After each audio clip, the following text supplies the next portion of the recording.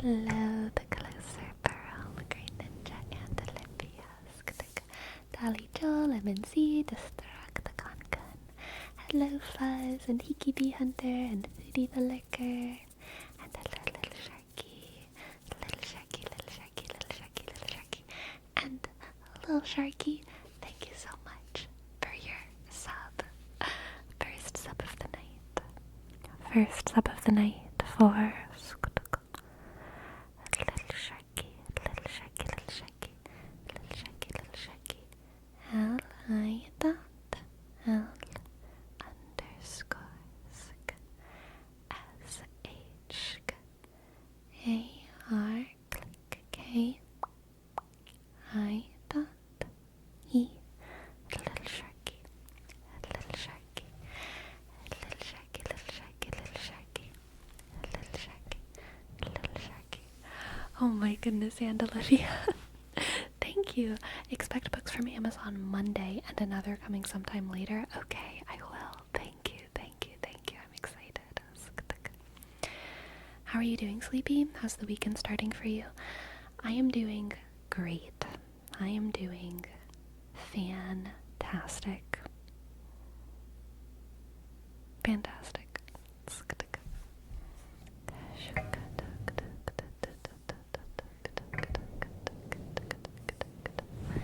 How are you feeling about the extended Chaos arc? Honestly, I'm feeling good about it. It's a relief. It's a relief. For those of y'all who didn't see the Discord announcement, I'm basically going to continue streaming 3 to 4 times a week, but the only one that's going to be scheduled is going to be Wednesdays, and the other 2 to 3 streams are going to be whenever I want. Probably, they're going to usually start at 4 p.m. But they're going to be on other days of the week. And yes, that will be nice. That will be nice. I don't think many people mind the Chaos arc it happens. No, I don't think so either. I don't think most people care at all. I think most people... I don't think most people plan to watch my streams. I think most people are already at their computers and they're like, oh, Sleepy's streaming. I'll click that. You know what I mean? I don't think people are like, I need to go watch Always Slightly Sleepy stream because she's streaming now. I think maybe some people are like that, and I appreciate you. But I think the vast majority of people kind of just happen to be here, and I also deeply appreciate you. And so yeah, I think it's not going to make too much of a difference. I think some people put streams into their schedule like work days, so it becomes like habit. Yeah, I think that's fair. I kind of feel like that with some streamers. But even the streamers that I habitually watch, if they're not streaming, I'm never like... I never have feelings about it. I'm just like, oh, they're not streaming. I'll watch something else, you know?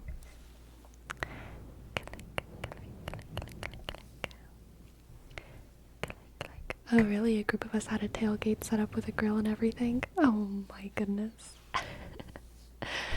Love it. Love it. We improvise, adapt, and overcome. Like Bear Grylls? What's Bear Grylls? Bear Grylls? Bear Grylls? Bear Grylls? I need to watch Sleepy because Sleepy's my favorite yapper. Thank you so much, Cat Team. Thank you so much. Audio only on my earbuds while I work. Heck yeah, Taylor. That's good. If you're not a Taylor, I'm gonna be disappointed. Don't spoil the fantasy for me, okay? I'm picturing you like Mabel in Animal Crossing, being a little Taylor in a little Animal Crossing place with your earbuds and listening to my stream, okay? Hello, Freddy with an E-I. Welcome in, welcome in. Hiya. Hiya. Watching this on the theater screen with my fellas in the man cave with like a whole bunch of like taxidermied like boars on the wall and a big American flag. Let's hope it's an American flag. I grew up in the South.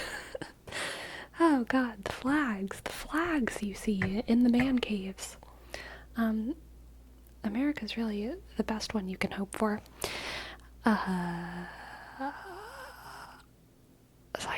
Sidetracked. It's the survival dude that drinks his own pee. Oh my god, he said that quote. That's wild. Sleepy streams, I come for ASMR, I leave with intelligent discussion. I try. I mean, actually no, that's not true. I don't try. And sometimes I feel like I should, because I don't try, but because I like have so much fun just like shooting the shit in like a way that's, I think, maybe slightly more engaging than how other people with different interests shoot the shit. Shut up, phone. Sorry. Sometimes I catch myself in the middle of like what some people might call like an intelligent discussion, but I'm just like shooting the shit. I'm just like yapping, and I'm like, oh my god, I should be like trying to be intelligent right now, and I'm actually just like, I'm actually just yapping about stuff, and I am using words, and I don't know what I'm saying. You may not like it, but that is the ideal ASMR viewing environment. Interesting. On the big monitor next to the giant American flag with NASCAR on the small monitor with a light up Budweiser sign. So paced. I love it, honestly.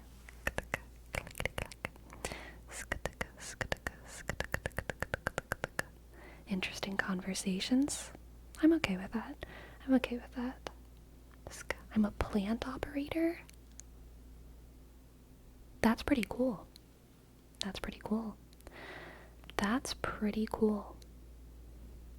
You know, this is only related in the sense that I guess it's industry, but very not related to being a plant operator. But I was thinking, I was driving around the other day, and I got stopped by a train. There was a big train, and I was like, darn it, I have to wait for this train. And it was a big, like, industry train, you know, like not a passenger train, just one of those big trains that looks like who knows what it carries. Not even one of the, it didn't even look like it was a cargo train, because cargo trains have like I don't know, boxes, but this was one of those trains that had like ovals, not ovals, cylinders, and like ladders and tanker cars, maybe that's what it's called, liquid cargo, yeah, I don't know, one of those big just industry trains that's hauling important resources across the country. And it crossed my mind, like, how many people are on that train? I never think about, like, how many humans are usually, like, on a train, one of those kinds of trains while it's moving. My guess is, like, 3. It's, like, 5 max.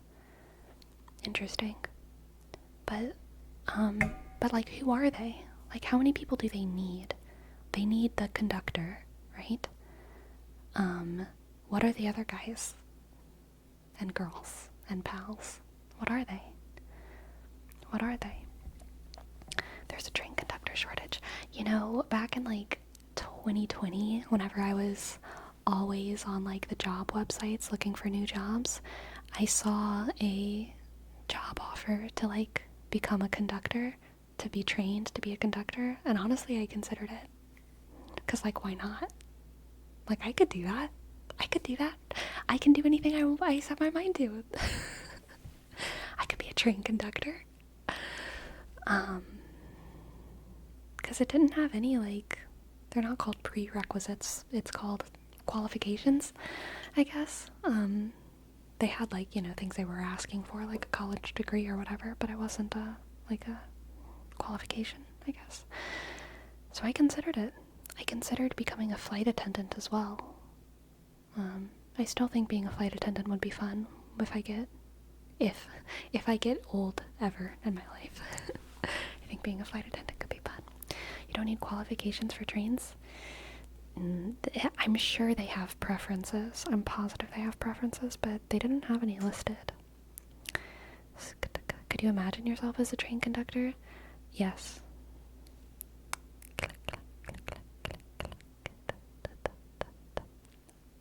You could also just be the train. That is true. I could just become the. There might be someone standing at the station checking everything from outside. How often do you think, like, train conductors, like, bring one of their friends just for fun? You know? Because, like, no one's checking. Do you think that happens? I feel like that happens. I feel like that happens. Not often? Why not? I totally imagine it, Destructicon. I want to be one of those boat captains. Basically, rich people pay you to bring their yachts from one country to another. Dang. That sounds pretty peaceful. Stowaways happen, though, and they get people who check the lines and snitch. My brother used to be a flight attendant. He said it was really fun because pretty much you got to fly around the world and be paid for it. But my dad used to make fun of him all the time, calling him the Maid of the Skies. The Maid of the Skies is pretty cool. I wouldn't mind being called the Maid of the Skies. Boat Captain Sleepy. Maybe.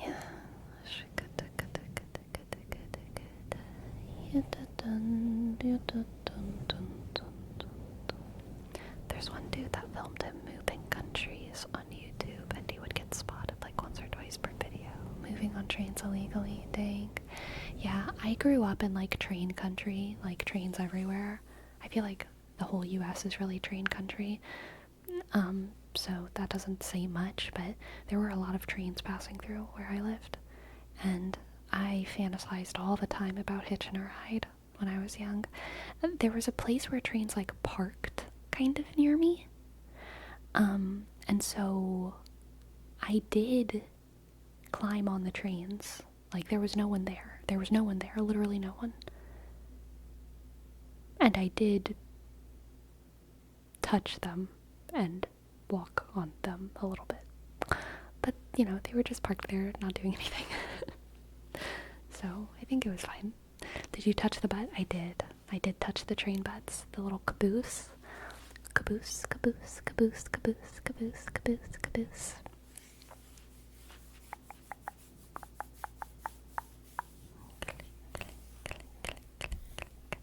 My friend's dad was a boat captain during 9/11. Interesting. I've never thought about how the nautical world was affected by 9/11. He would always tell us the story about how he and the other boats helped people escape Manhattan. What? I've never thought about that. Interesting. Interesting. Interesting.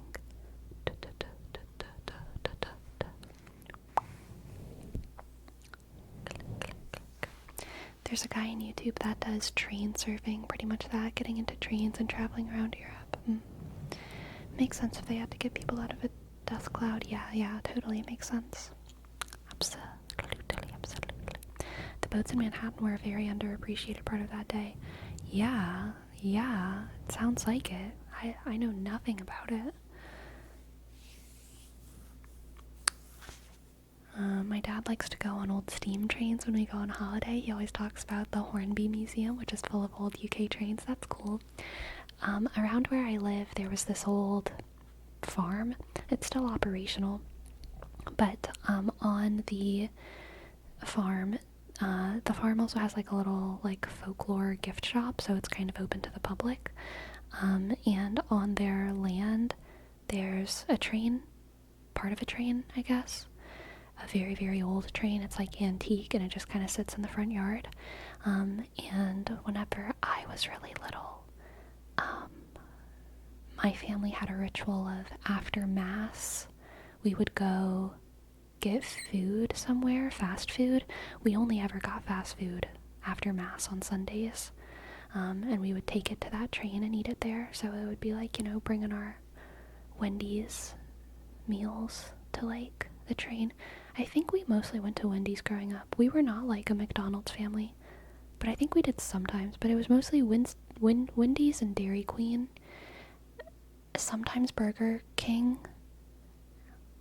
And every now and then McDonald's.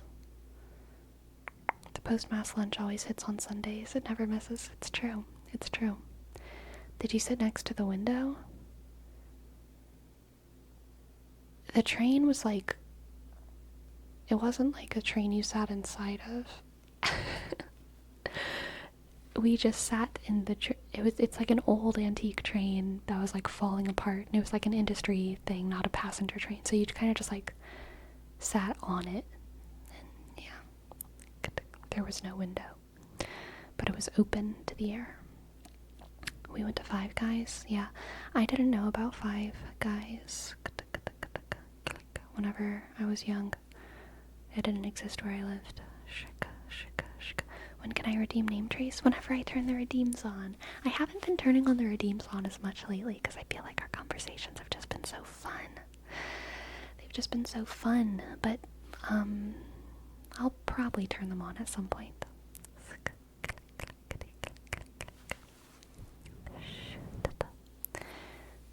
Have you ever traveled on the roof of the train? No, I haven't traveled on trains almost ever. I've been on a traveling train once in my life,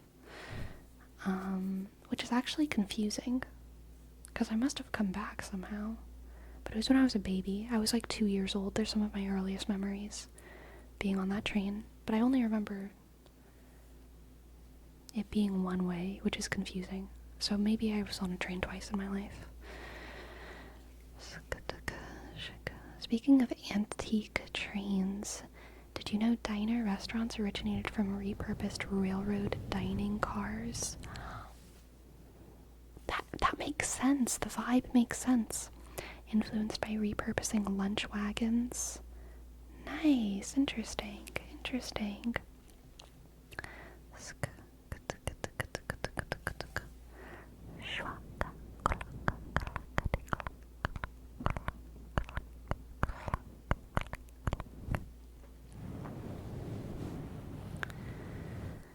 That's why all diner cars are so oval.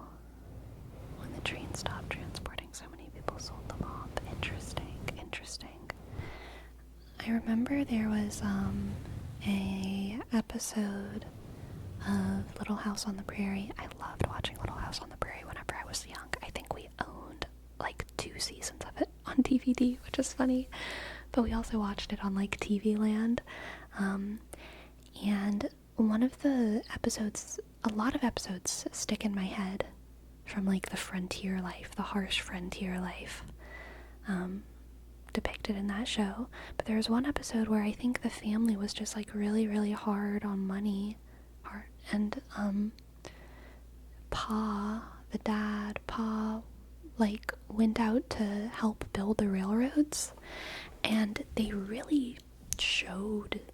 Man, I feel like Pa was always just like getting beat up in that show. Oof. He went through some bad stuff, but they really kind of framed the construction of the railroads in a pretty horrific way, where, you know, they had like the close-up of Pa's hands on the big screws, and they kind of showed how scary it was for this stranger who was also working to like bring the hammer down while Pa like held the screw. And you know, they could have just like shot that as like a scene, but they really focused on the kind of horror of it. Like I remember the music build up and like the kind of look between the two guys of like, oh, I guess we have to really deeply trust each other. And Pa putting his hands on the screw, and the framing of that big mallet coming down towards his hands. And I don't think he was actually injured during that process, to my memory, but yeah, I mean, it really just showed the danger of the process of building the American railroads. Do you think you could thrive in the frontier life? I think, gosh, could I? Frontier life. I mean, yeah, I'd be fine. I don't think anyone was thriving. Everyone was just doing their best, you know? Like, yeah, I don't know. I don't know is the answer. But like, we just do what we have to do to get by, to help our families, and I feel like that's kind of always been the case. When the world calls for more from us, I think most of us rise to the occasion, whether or not we think we're able to or we think we're happy to. I think we just kind of do it. It was crazy dangerous, especially before any regulations. Yeah, for sure. How's Gracie, by the way? She's good. I actually don't know where she is. I think she's been like chilling under my bed for most of the day because it's nice and cool underneath my bed. But she's kind of been MIA for a couple hours. Hello, Hercules is my mom. Based. Welcome in. How old is she? Oh gosh. I think she just turned 11 in March. So like 11 and a little bit.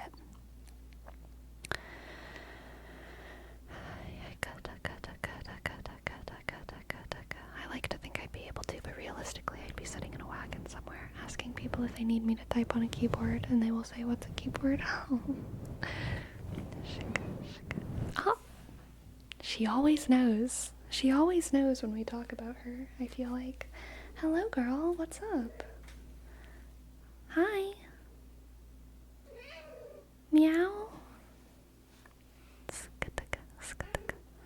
Meow.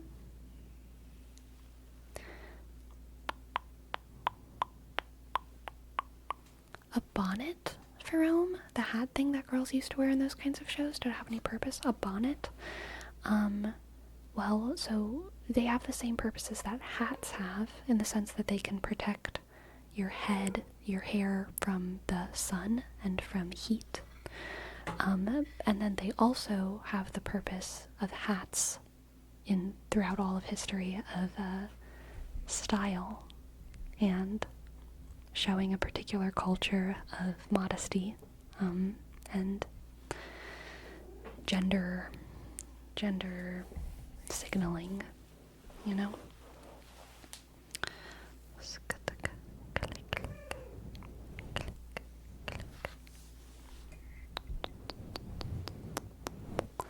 Hi, do you want to come up on the chair, or do you want to just kind of run around? I can't tell. Meow. Come on. Come up here. She's being indecisive. Shuck. Bonnets are good to help people with long hair sleep at night too. That's true. That's true. They can be very good for your hair.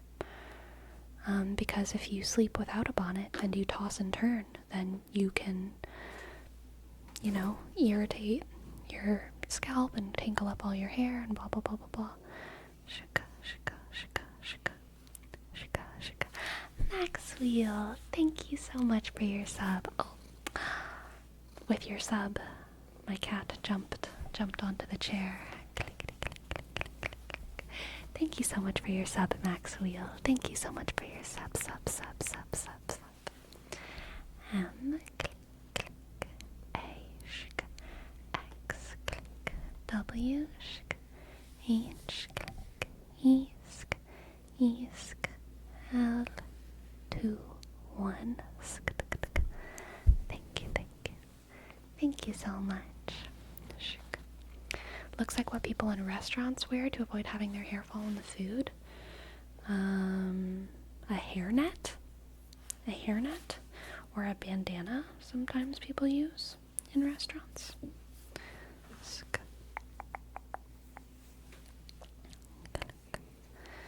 I sleep with my hair in a bun. Is it bad for my hair to sleep like that? Everyone's hair is different. Hello, Yuckler, Juckler. Hello. Why aren't cool hats a thing anymore? I want to wear cool headgear without people thinking I'm doing cosplay or something. Cool hats are definitely a thing. Mitternacht Schmittag. Mitternacht Schmittag. If that feels like it's supposed to be said in German. They're totally a thing. You just have to join a religion, okay?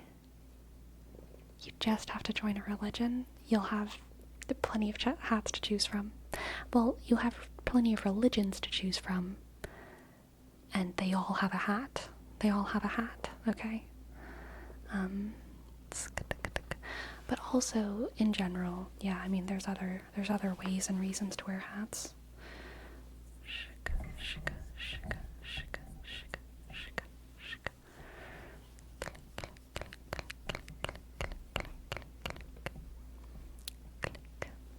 Click.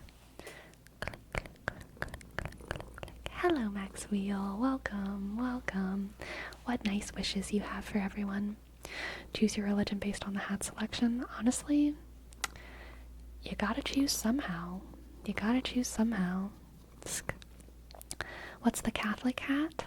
So, men, once they become bishops. So if you're joining Catholicism for the hats, you also have to do the celibacy thing.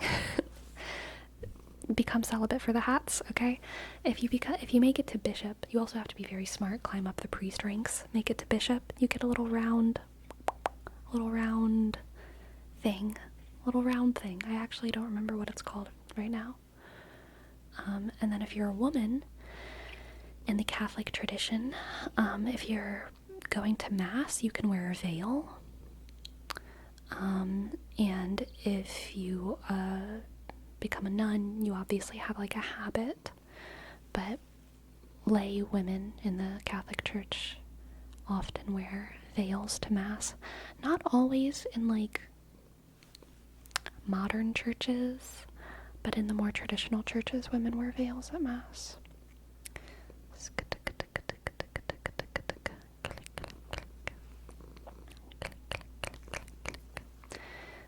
My name translates to midnight lunch or midnight noon. Interesting. And yes, it's German. Mitternacht. Mitternacht Schmittag. Schmittag. Is that how I say it? Mitternacht Schmittag. So Mitternacht is lunch or like noon. So I guess Schmittag. Schmittag is midnight. I didn't ever learn that one. Interesting. Oh, Mitternacht is midnight. And oh, Schmittag is lunch? Dang, I'm super backwards. Middle night. You're right. Mitternacht. Schmittag. It's like midnight snack. Is that like the German term for like having a little midnight snack? And Green Ninja, thank you so much for your tip. Yes, I will definitely give you a reading. Aren't you expected to take off your hat when getting into a church? That doesn't apply for priests' hats. No, it doesn't. I mean, the priests don't wear hats. Only the bishops wear the hats, okay? Oftentimes the bishops they'll take off the big hat and leave the tiny hat, you know? The big, like, it kind of looks like an M hat. The big bishop hat, or like a cone kind of thing. It's like a complicated cone. There she goes. I want to bring back lighthouse keeper fashion or fantasy fashion. I want to wear a cloak, but the man tries to keep me down. Dude, cloaks are in. Cloaks are so in right now. Everyone wants to bring back fantasy fashion. I dress up when I go out, because like I live a pretty boring life, okay? And so if I'm leaving the house, like I'm gonna like dress up, because when else would I dress up? And it's awesome because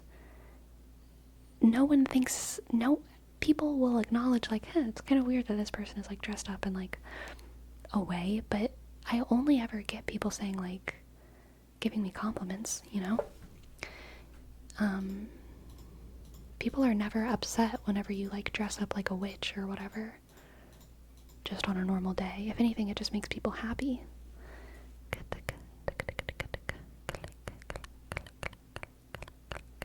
Unfortunately, cloaks are not in. Cloaks are so in. It's just too hot right now. It's summer, but you could wear like a summer sort of cloak. If you dress strangely, go to Tokyo. They dress wild.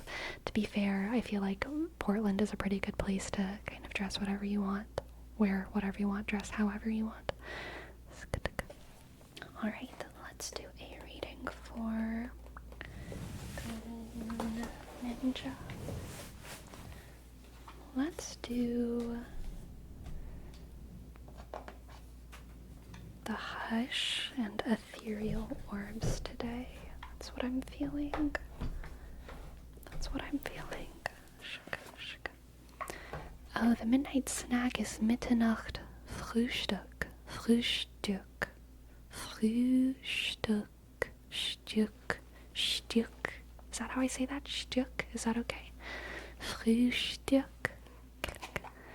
The S is to connect the words together and makes the same sound like is. Oh, Mitternachts. Mitternachts. Mitternachts Frühstück. Mitternachtsfrühstück. Is that okay?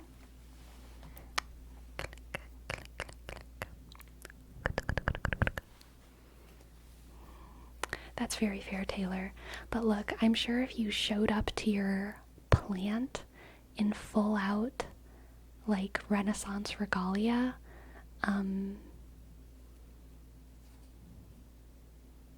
only good things would happen, okay? Only good things can happen from that. If people understand the assignment, they will bow down to you. Alright?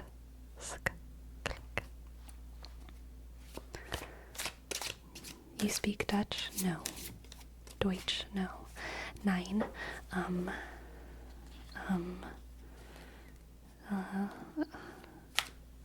Eine kleine? Kleine? Is that a little? Eine kleine? Eine kleine? Something like that? How do I say in Dutch? I pretend to speak, or sorry, not Dutch, Deutsch, German. How do I say I pretend to speak German? That's what I want to know how to say. I pretend to speak German. Sleepy, spreche. I actually find speak, spreche, to be like pretty hard. Spreche. It's hard for me. Spreche, kleine Deutsch.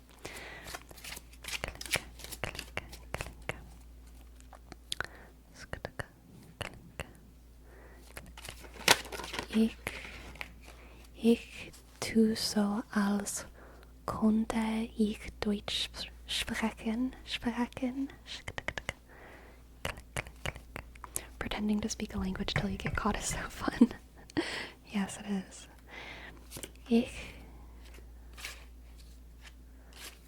Ich pretenden zum Deutsch sprechen. That sounds right. Ich pretenden zum Deutsch sprechen. Ich pretenden zum Deutsch sprechen. I'm dropping cards all over the place. It's because I'm not focusing on Green Ninja. Okay, time to focus.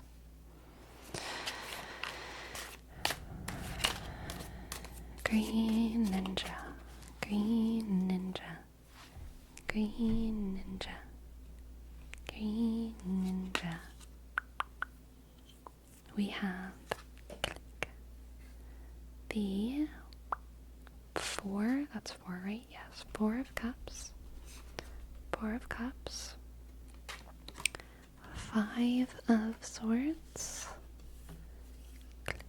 4 of Cups, 5 of Swords, and the 7 of Wands.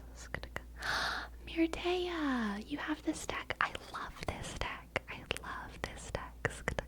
Happy to have a Hush brother or sister here. Okay. We have the 4 of Cups, 7 of Wands, and the 5 of Swords. Okay,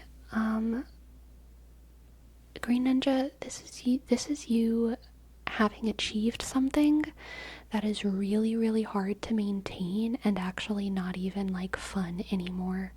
This is when you climb really high in League of Legends and it gets really toxic. You're like Diamond 1 or something. It gets really toxic, and then the season resets, and because now you have all of these friends who play League of Legends, you're like expected to climb up again, and so you do, and you make it, and it's good, and you're still good at League of Legends, but it's still so toxic, and you're like falling out of love with it. And then the season resets, and you know that you're expected again to climb up, and you really don't want to, but you know you have the skill, and everyone expects it of you, and you're very good at it, so you do it. But you really don't want to. That is the vibe here. You're like stuck in some kind of achievement. You're stuck in some kind of achievement cycle that isn't really worth it for you anymore. And for whatever reason, there's multiple influences in your life that make you feel like you're not in control of the success that you're pursuing. Oh my goodness, hello Raiders, hello Razors. Mirtea, welcome. Thank you so much for the raid. Hello, welcome in. So glad to have you all. Ghoulish greetings. The ghouls have landed. Welcome ghouls.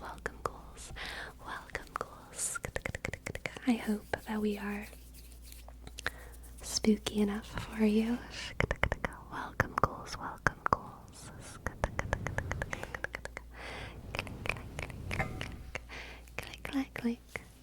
Click. It exists beyond bedtime. Dude, I love your glasses. It interacts with your glasses. It interacts with your glasses in a positive way. You have very distinct outline. That is the most specific compliment. I'm so grateful. Thank you. What the fuck? I am not following Mirtea. It's so totally fine. There's been so many times when I've rated people and I like kind of knew who they were, and I like, liked their stream enough to rate them, and then I felt embarrassed because I was like, oh my god, now I want to follow them because I don't know when I'm going to come back here again. But there's going to be a thing on the screen of the stream, and then they're going to know. But it's like totally chill. It's totally chill. I get it. Hello, I have a question. Who are you, and do you have cork? Do I have cork? My friend, I have at least 2 cork, okay? I might even have more. I think I bought it in like a pack of 7, but they've been slowly disappearing from my life.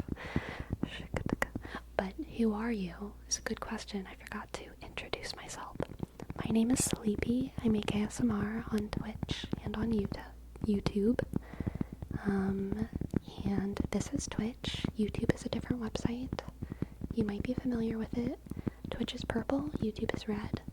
And right now we are doing a tarot reading for Green Ninja. So I'm going to continue with that. I hope you don't mind me introducing you as the mother of No Boundaries ASMR. I am absolutely fine with that. That's a hilarious way to introduce me. I love it. Alright, a tarot reading for Green Ninja. We had pulled the 5 of Wands, the 5 of Swords, the 7 of Wands, and the 4 of Cups. And I was saying that it seems like Green Ninja is stuck in a cycle of achievement that they don't even really want to be in anymore. It's like you maybe wish you could pursue other things, but you're like at the top of your rank, at the top of your class, at the top of your game in this one thing, and you feel a pressure to maintain it. Even though it's become more of a burden to you now. Next cards are the Knight of Wands, and the 7 of Cups.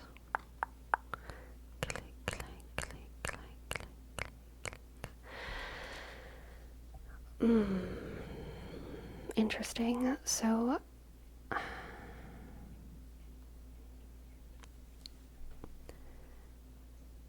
this is one of those moments when I feel like the tarot is giving me a message that like I would never give someone. But it's what the tarot is saying. The tarot is saying that your the way that you can effectively cope with this dissatisfaction, Green Ninja, is to engage in fantasy, okay? Engage in fantasy, engage in make-believe, engage in pretend. All of the fire that is inside of you, all of the passion, all of the eagerness to participate in other things. If you can't participate in those things, just imagine it. Just imagine it. Imagine it. Imagine it.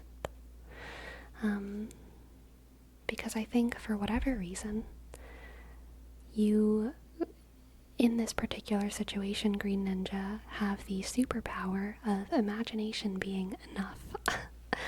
Imagination is enough to satisfy whatever you're lacking. Now let's get a little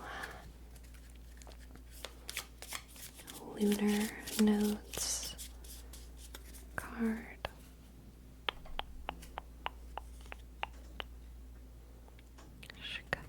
We have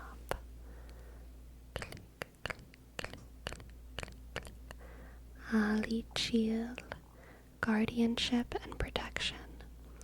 Do not fear to love what you already have. Interesting. Your heart is a guardian, and your soul, the brightest star.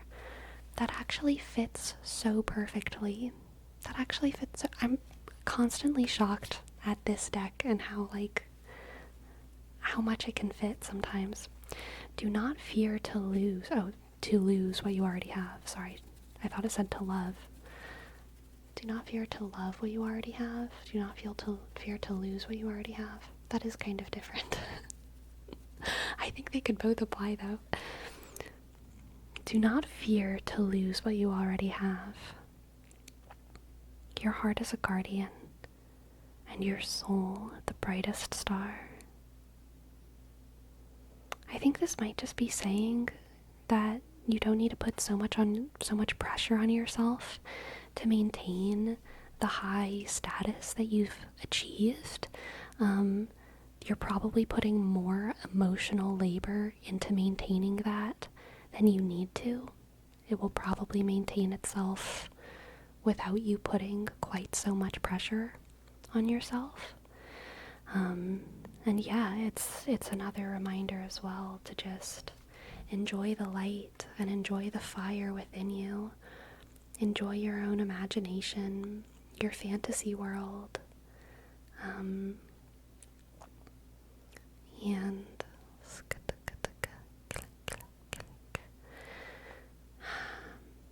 escapism is not bad.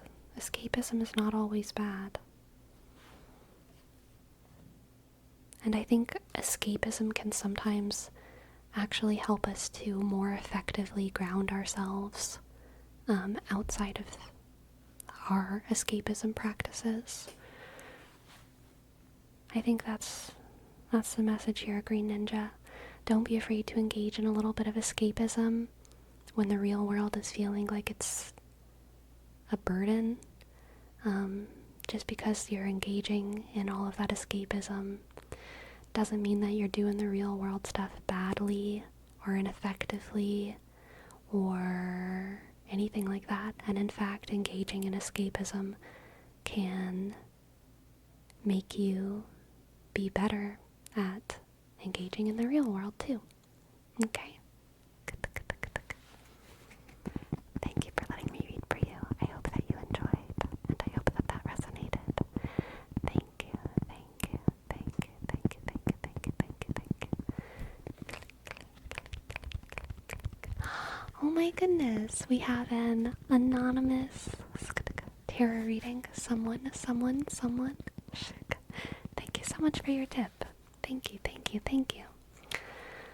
Let's see what the cards have for you. I will call you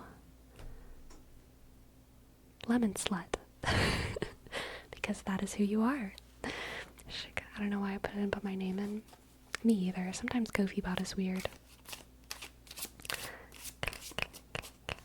Thank you, Sleepy. It was relevant. Very good. Alright, Lemon Slut. Let's see what the cards have for you. Lemon.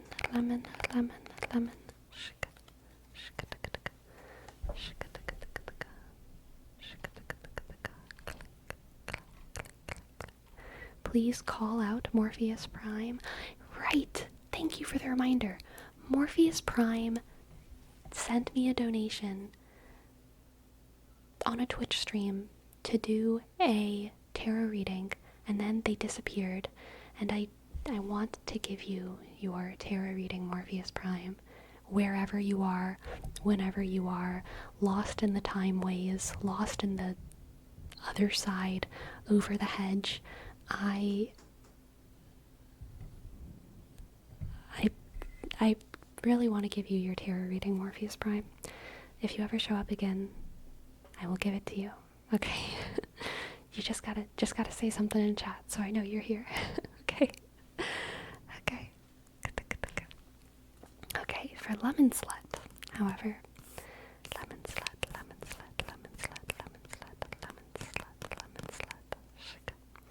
We have the Three of Pentacles. Oh, I dropped a card again. I didn't drop a cardigan, I dropped a card. Again. Okay, yes, we have the Three of Pentacles and Temperance. And the Magician. Interesting, Lemon Slut.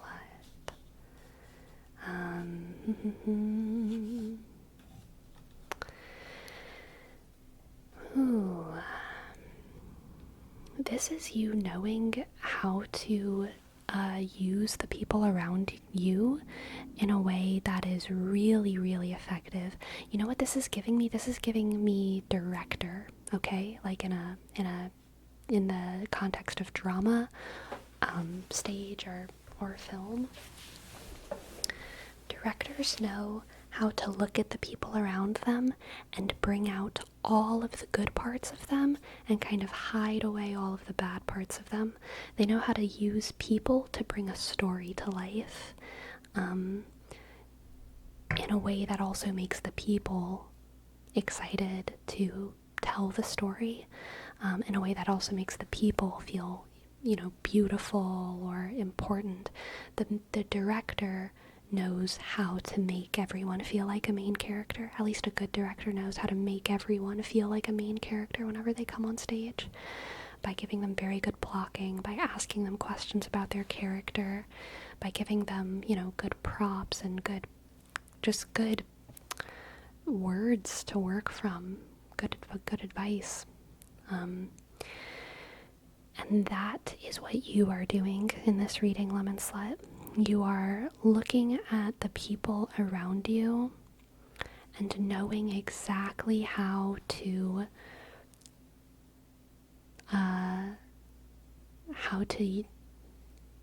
like bring out their best traits in a way that serves your project, okay? And also it's going to be something that's enjoyable for them, so it's like a mutually beneficial situation here. But I do get the sense that this isn't like a very interpersonal, emotional situation. I think this is somehow related to like a thing you're creating, probably art, but it could be in the realm of like work, labor on a project. But I think that there's an element of like creativity and passion here, and just really, really effectively using the people around you. Next we have the Seven of Pentacles, the Seven of Pentacles, the Seven of Pentacles. An excellent card. the Seven of Pentacles is the reap what you sow card. So I think that in this reading, it's just telling you that the result of good work is going to be a very, very good product. It's a very clean product, whatever you're creating. It is, what's the word that I want? Like, artistically, it's not homogeneous, but it's like there's a tone throughout everything, that everything is very clean and put together and tight, and it's going to be rewarding for you to see your project come to life in exactly the way that you imagined it, and it's going to be rewarding for the other people participating in it, to work their hardest and try their best, and feel like they created something really well too. Curated? No, that's not it. I feel like it has an H in it, or it starts with an H, the thing I'm looking for, but it doesn't really matter.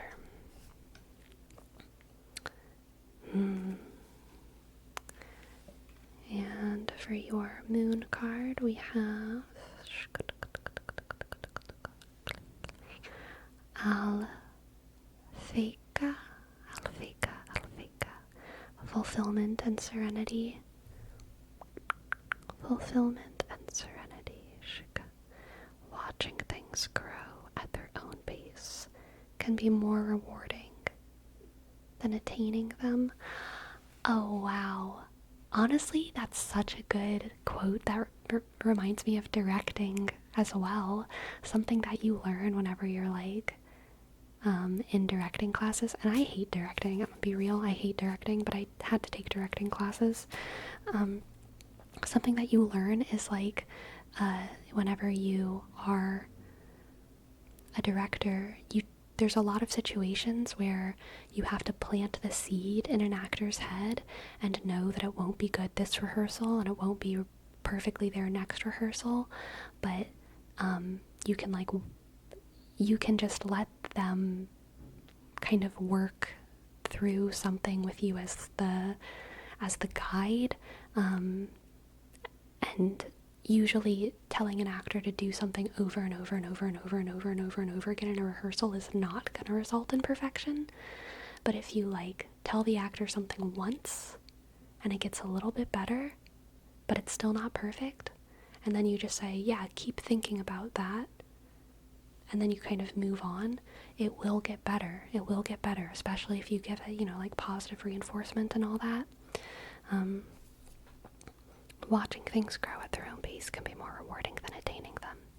Yeah, I feel like you're just going to be creating something beautiful here, Lemon Slut. You're going to be the guiding principle of some project, and it's going to go really well, and it's going to be satisfying, and I'm excited for you. So thank you for letting me read for you.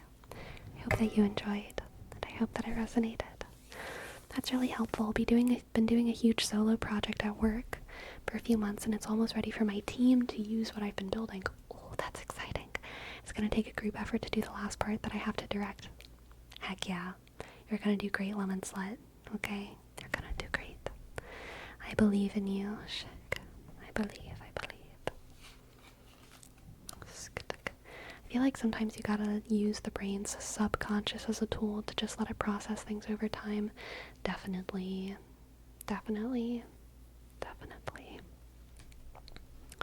I think that's very true. Very true.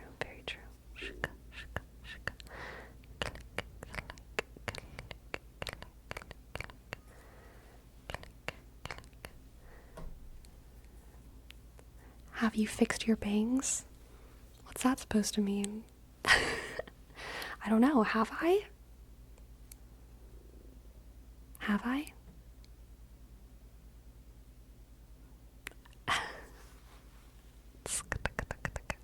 Thank you, Lemon Slut. Thank you. Clipped them? No, not like today.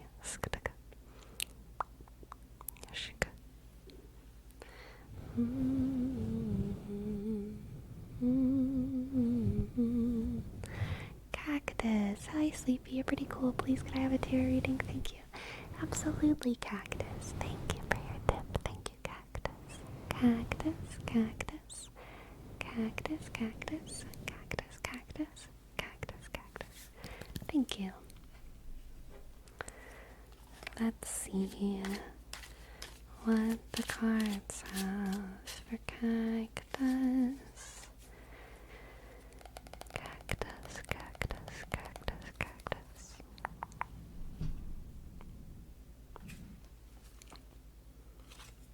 We have the Eight of Swords, the Eight of Swords, the Two of Swords, and the, oh my gosh, all swords, and the Six of Swords.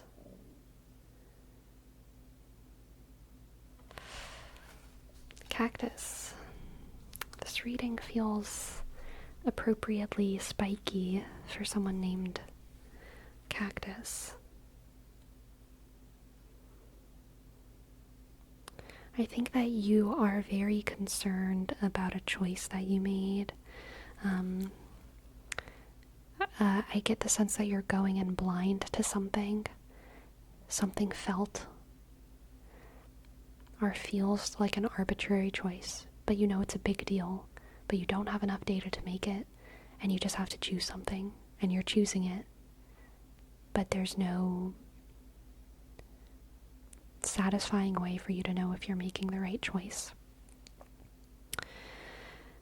And you're just going ahead anyway, because you have to make a choice for some reason. And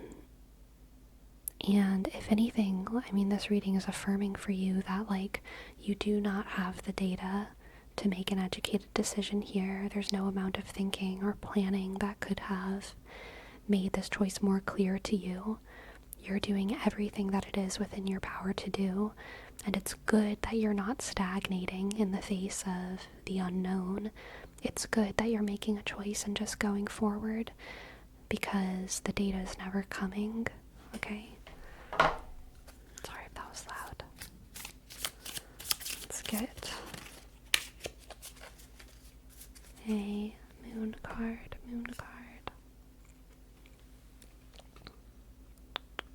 We have Sirius, the dog star. Intention and direction. Offer me direction and exhibit my intention. My head is full of dreams, and my existence is a fantasy. Oh my gosh.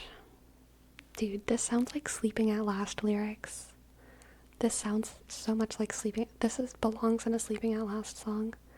Offer me direction and exhibit my intention. My head is full of dreams, and my existence is a fantasy. I can hear it now. The violins, the piano. It's hilarious.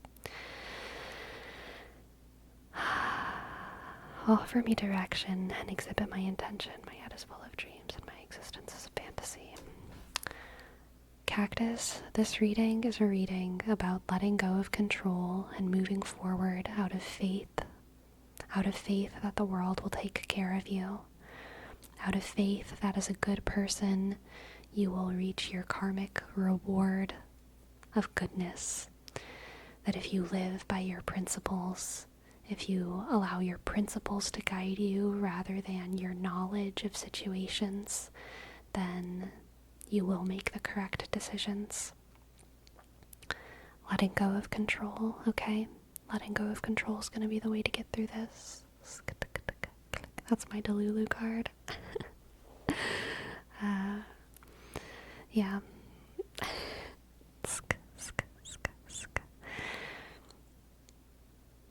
Let your principles guide you rather than your knowledge and your faith, okay? Thank you for letting me read for you. I hope that resonates, and I hope that you enjoyed. Thank you. Is the mark on the back gone/healing? I actually don't know. I haven't even looked at it today. But tomorrow's leg day again, so it better be gone, or else I'm gonna have like double lines on my back or something.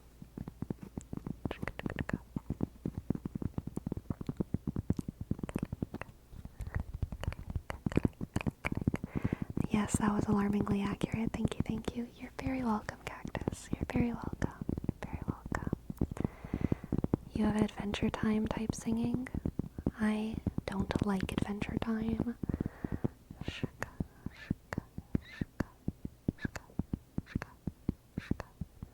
Hello, Aces Ace. Welcome in.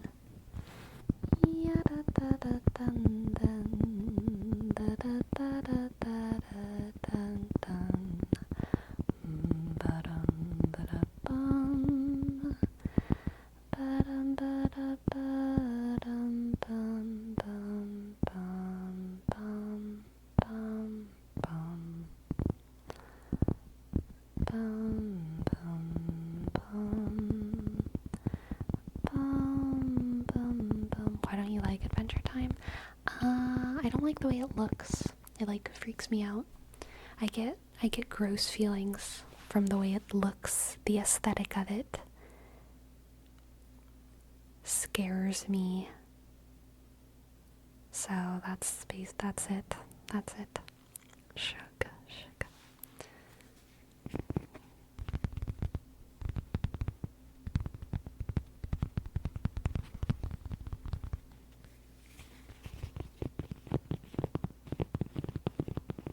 I've got a friend that shares your opinion. Amazing. Do you like Amazing World of Gumball? I've never even heard of that. I don't know what that is. I get like that from Courage the Cowardly Dog, Chowder, Flapjack. Yeah, I share that sensibility, Taylor. I think a lot of cartoons make me feel that way, especially American cartoons, which is weird. Most anime doesn't give me that kind of feeling, but the old anime does. Older animation, Japanese animation styles gross me out in the same way that a lot of American cartoon styles or animation styles gross me out. But most new, and by new I mean like post 2003, 2005 or so, starts feeling pretty fine to me.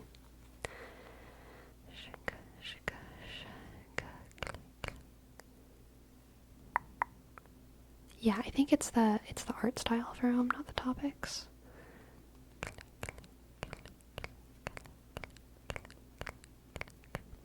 I find it unnecessarily funny when cartoons do high definition zoom in out of a character and they're just disgusting. Oh, I hate it. I hate it so much. I hate that. I hate that trope. I know exactly what you're talking about.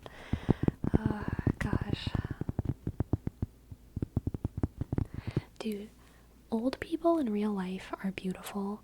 There's been very few moments in my life when I've like looked at an old person or a baby and thought like, ew, disgusting. But in cartoons, the way we draw old people and babies very often grosses me out so much. I just feel like, what is this Dark Souls creature like in the middle of this thing, you know what I mean? But whenever the stuff is supposed to be scary, I actually don't mind it as much, which is one of the reasons why I liked Over the Garden Wall, because it also is like, it's an American cartoon that has a lot of the same kind of American animation things inside of it, but it's supposed to be scary, so I don't get that like weird clown feeling from it, and that helps a lot.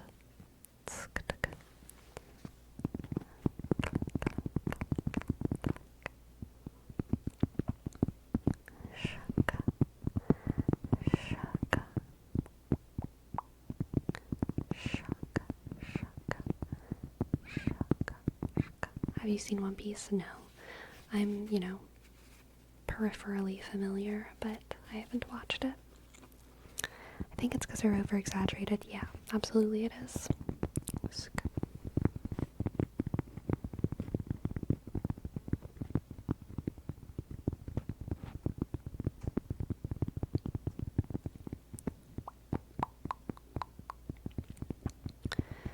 Do you like Shin-chan?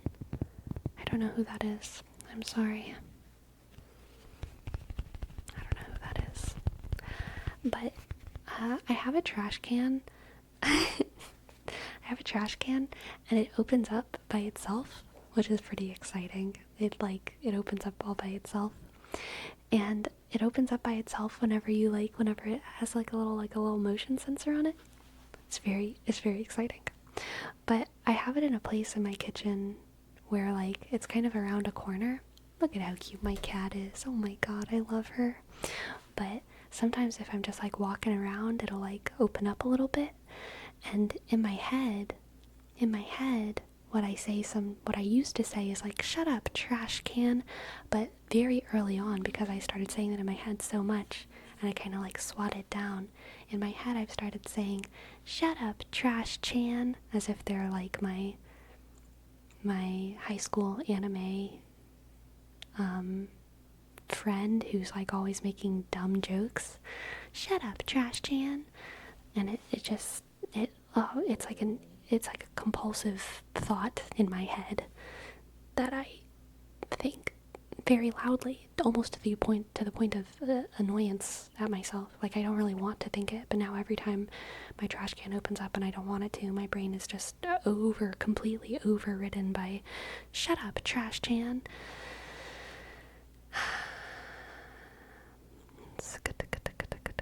Inside jokes with yourself. Yeah, I'm terrorizing myself, really, on the inside. On the inside.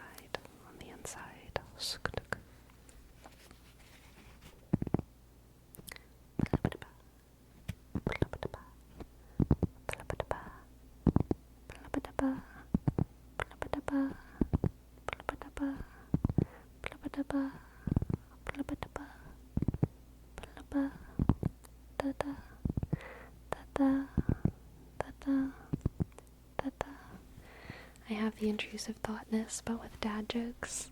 That's relatable. Yeah.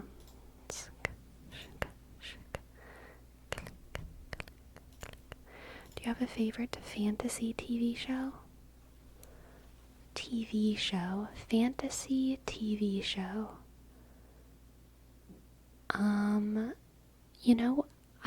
The first one that comes to mind is one that I can't remember the name of.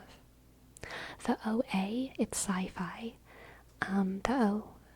No, it's not the OA, it's just OA, I think. OA, I really liked that one. Taylor, thank you. Thank you so much for your tip. Thank you, Taylor. I'd love to give you a reading. But it's hard for me to like go through all of the fantasy TV shows in my head, so I don't know.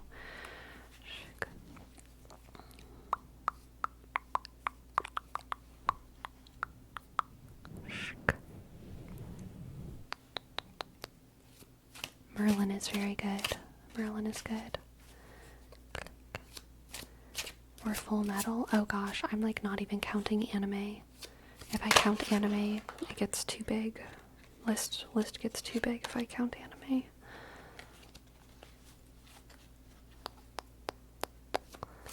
Let's see what the cards have for Taylor.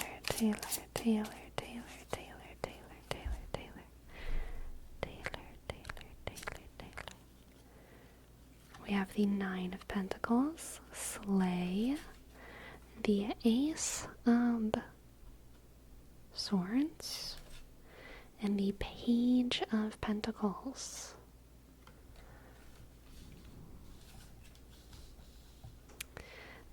This is an idea that you are putting into practice and feeling freaking excited about it. Alright, Taylor? I think that there's an idea that you have that's always that ace of swords is like a light bulb or a truth. Sometimes I think of the Ace of Swords as like a sword cutting through a tapestry to reveal a massive secret behind it, but it's always some kind of truth or revelation that is popping out all of a sudden. But in the context of this reading, I think it's some kind of some kind of idea that you have, that you can immediately put into action with that Page of Pentacles. I think it's an idea that you're excited to put into action, and one that when you put it into action, it literally just makes you like feel good to be you. Ooh, so I'm like horrible at like theory crafting in video games, but I know people who are like very good at theory crafting, and sometimes in like the middle of the day they will like have an idea about their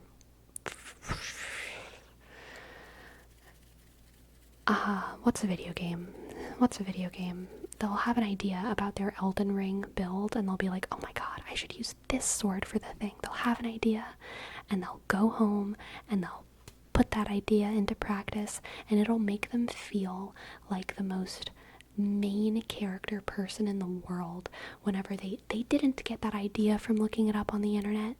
They self-generated that video game idea, and it is super overpowered and super genius and super cool, and it makes them just like feel very slay, okay? It makes them feel very slay. That's the vibe here, Taylor. An idea that you're excited to put into practice. It makes you feel like into yourself in a really fun, confident way.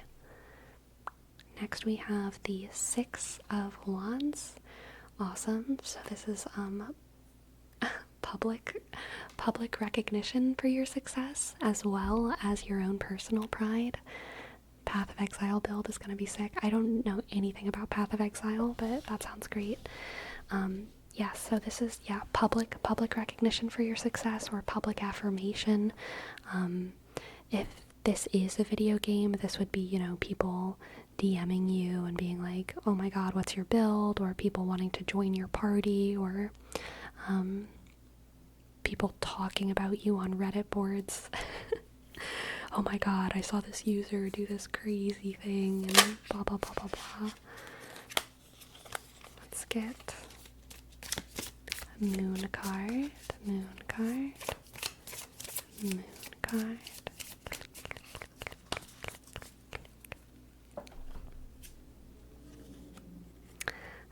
Yes, we've gotten this one a couple times before. Alcohol, alcohol, alcohol, alcohol, alcohol, alcohol, alcohol. Defense and alliance. Protect yourself from those who do not wish you well, yet offer your help to those who most need it.